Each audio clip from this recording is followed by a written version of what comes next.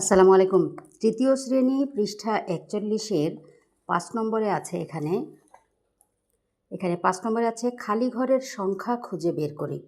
১ নম্বর এবং ২ নম্বরের যে দুটো দেওয়া আছে খালি ঘর, এটা আমি এখন সমাধান করে দেখাবো।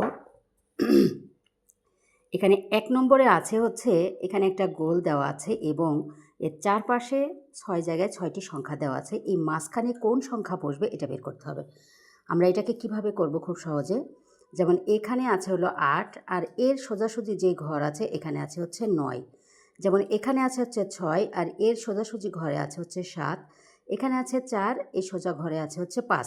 তাহলে আমরা খুব সহজেই এখানে বুঝতে পারি যে এখানে যদি বড় সংখ্যা যেমন ৯-এর মধ্যে যদি ৮ বাদ দিয়ে দিই থাকে ১, মানে এমন একটা সংখ্যা এখানে বসাতে হবে যেন সব দিকেই সংখ্যাটি মিলে যায়। তাহলে আমরা যদি মনে মনে ধরে নিই ৯-এর মধ্যে ৮ বাদ দিলে থাকে ১, যেমন ৭-এর মধ্যে যদি ৬ বাদ দিয়ে দিই থাকে কিন্তু ১, আবার ৫-এর মধ্যে যদি ৪ বাদ দিয়ে দিই থাকে কিন্তু ১। তার মানে সব দিক থেকে কি হচ্ছে, মিলে যাচ্ছে। তার মানে আমাদের এখানে কত বসাতে হবে, ১। তার মানে ১ বসালেই সব সংখ্যার সাথেই এটা মিলে যাচ্ছে। তাহলে ১ নম্বরের সমাধান শেষ। এখন ২ নম্বরে বলছে এখানে আছে ১২, মাঝখানে আছে হচ্ছে ৯, এখানে আছে ৩, আবার এখানে আছে ২৫, এখানে আছে ১৯, এখানে আছে ৬। তাহলে কিভাবে এখানে ৯ হয়েছে এটা আগে আমরা মিলাই দেখাবো। যেমন আমি যদি এই পাশ থেকেও করে দেখাই, যেমন এখানে আছে ১২ আর এখানে আছে ৯, তাহলে ১২-র সাথে যদি আমরা ৯ বিয়োগ করে দেই তাহলে কিন্তু ৩ থাকে। আবার যদি আমি এই সাইড থেকেও যদি করে দেখাই তাহলে ৯ আর ৩ যদি যোগ করা যায় তাহলে কিন্তু ১২ হয়। আবার ১২-র মধ্যে ৩ বাদ দিলে থাকে কত, ৯। যেমন পরেরটি দেওয়া আছে হচ্ছে এখানে ২৫, তার মানে এখানে কি করা হয়েছে, এই কর্নারের সংখ্যার সাথে এই কর্নারের সংখ্যাটা আমাদের মাঝখানেটা বের করার জন্য বিয়োগ করা হয়েছে। তার মানে ১২ থেকে ৩ বিয়োগ করলে ৯ থাকে।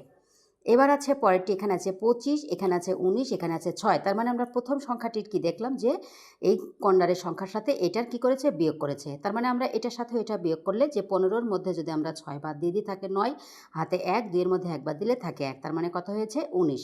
এখন আমরা লাস্টের যেটা দেওয়া আছে এটার প্রথমে আছে হচ্ছে ১৩ আর এখানে আছে হচ্ছে ৭।